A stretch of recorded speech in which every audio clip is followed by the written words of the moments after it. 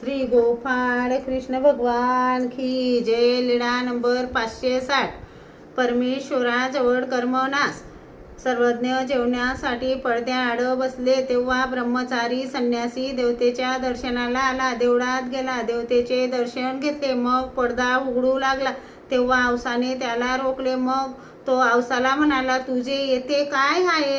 हे देवतेचे देऊळ आहे. येथे कितीतरी जोगी राहतात, जेवण करतात, परत जातात असे बरेच बोलू लागला. मग औसा रागावली आणि म्हणाली, हाय रे, तू जाय रे, चक्री पड रे, तुला दिवसी खावो रे, तुझे निसंतान हो रे. इतक्याने तो गेला. मग औसाला सर्वज्ञ म्हणाले, अन्यथ कीजे हे वाराणसी फेडीजे, वाराणसी कीजे ते के फेडावे नायका.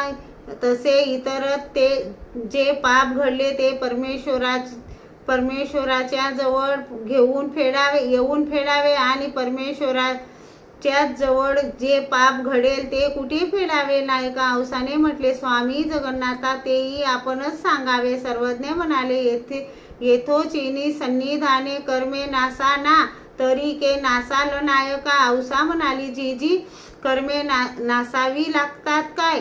सर्वज्ञ म्हणाले, बाई, मड कर्मे निर्वतेलेयाविन जीव कृपेशी पात्र नव्हे. श्री गोपाळ कृष्ण भगवान की जय.